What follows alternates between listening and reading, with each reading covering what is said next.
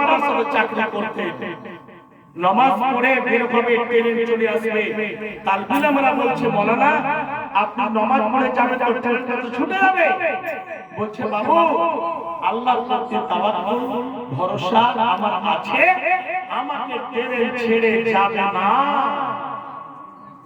নামাজ পড়ে পায়ে হেঁটে বের হয়েছে, কি পড়ছে? এইটাই শব্দ হাসবুনাল্লাহু ওয়া নি'মাল ওয়াকিল।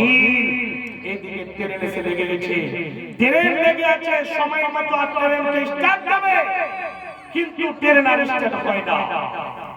ড্রাইভার ইঞ্জিনিয়ার ট্রেনের মধ্যে ছিল, সবাই এদিকে ওদিকে চাকা দেখছে, ইঞ্জিন দেখছে, পিছনে আগাদিকে সব কিছু দেখে খটখট করে, আরে এখনই তো ট্রেনটা দাঁড় করলাম, এখনই ট্রেন আর স্টার্ট হয় না, মানে একেবারে ফাঁসতে গিয়েছে, একাকার হয়ে গিয়েছে।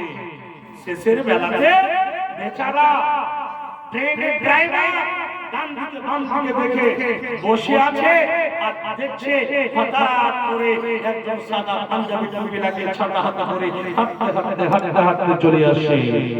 লোকটি দিকে লক্ষ্য করে আছে, এসে শুধু ট্রেনে পা দিয়েছে, ট্রেনের ড্রাইভার ট্রেনের স্টার্ট করেছে, একদম ছক ছক ছক ছক করে চালু হয়ে গেল। ট্রেনের ড্রাইভার আশ্চর্য হয়ে গেল, ব্যাপারটা আল্লাহু আকবার। উনার মৌতা উনার ছেলের বেটার সাথে গত বছর আমার সাক্ষাৎ হয়েছিল রাশাখোয়া এলাকাতে, এটা জলসায় এসেছিলেন। বলছেন আমার দাদার জন্য, মাওলানা মুশরি সাহেবের জন্য ট্রেনের পক্ষ থেকে যে জায়গায় যাওয়ার জন্য ট্রেন ফ্রি হয়ে গেছিল, টিকিট কাটতে হবে না, কিন্তু জীবনে ওর লাইফে টিকিট ছাড়া জীবনে কোনো গাড়িতে যাবে না। আমাকে এটা হিসাব লাগলো, কি দোয়া, একটাই দোয়া পড়ছিলেন, হাসবি আল্লাহু ওয়া নি'মাল ওয়াকিল।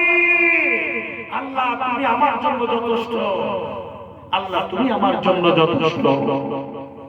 ট্রেন পেয়ে গেলেন, ট্রেন ঢুকে গেল।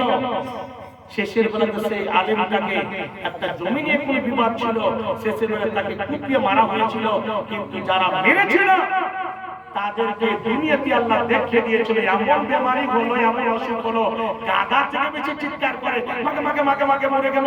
আমরা মেরেছিলাম মুশরি সাহেবকে, আমরাই মেরেছিলাম মুশরি সাহেবকে, করে করে জানমালের মতো হলো, আর সবাই স্বীকার করে করে নিজে স্বীকার করলো। জি, এর নাম হচ্ছে তাওয়াক্কুল, আল্লাহর প্রতি ভরসা। আপনি পেয়ে যাবেন, আপনি যে কোনো